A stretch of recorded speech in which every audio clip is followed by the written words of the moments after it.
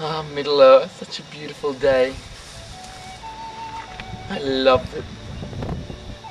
Oh, it's my friend Gladys. Gladys! Hey, Plippo, man! How you doing?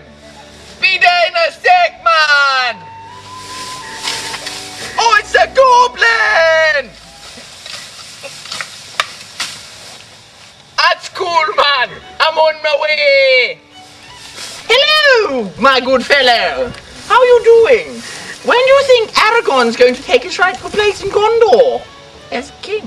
Probs never, man. He's got too good a life, going around kissing elves on his horse. Sometimes he kisses the horse.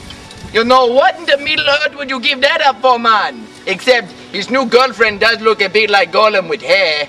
I think if Gandalf went and talked to Aragorn about it to say, Gondor needs you, then Aragorn would stop making out with his beloved Gollum and come and talk. And then he'd be in charge of Gondor.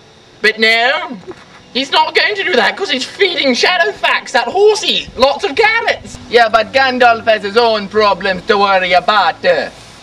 He's got Sauron's big eye looking at him all the time, man. And it's really creepy. He just keeps watching. You know who else is creepy? Frodo. He's got that ring thingy. That ring thingy's been watching him and comes with him all the way. He doesn't let anybody touch it. Where'd he get it from, man? You know? I heard he stole it. But if Aragorn was king, things like that wouldn't happen. Good one, man. But I have a better question for you. Do you ever notice how unhygienic orcs are?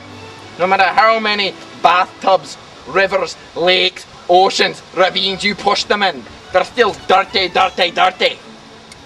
No matter, I don't think they wash.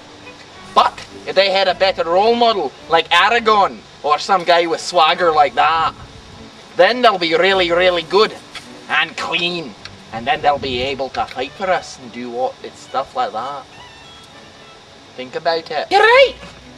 If Aragorn was king, he'd be able to set much a better example. But not for hygiene.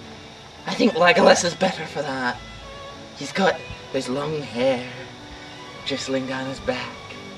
He reminds me of summer rain when it lightly pattens off your forehead and down onto your nose and drips off. Legolas. Sorry, man, I wasn't listening. But I have a question for you again. Would you rather be bitten by a dwarf or licked by an orc? Would the dwarf bite me that hard? 'Cause if so, I'd pick the orc. Does a dwarf ever do anything by halves? Well, yes, they do. They were born as halves, weren't they? Of course, they're short. But I'm a hobbit.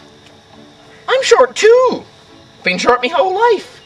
I've been called things like short stop, tiny wee legs, tiny, tiny, tiny, tiny, tiny, tiny, tiny, tiny, tiny, tiny. But we look like grown-up children, and they look like tiny adults. Plus, we have hairy feet. We're top of the food chain. Like, top of the food chain. We can't even reach it, but we're top of the food chain. I had an ant for breakfast yesterday.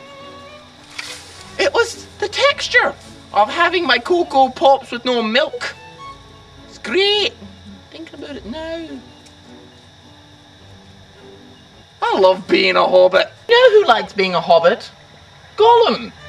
I heard just a couple of days ago he was up in the hills somewhere, making his new species of cave hobbitses.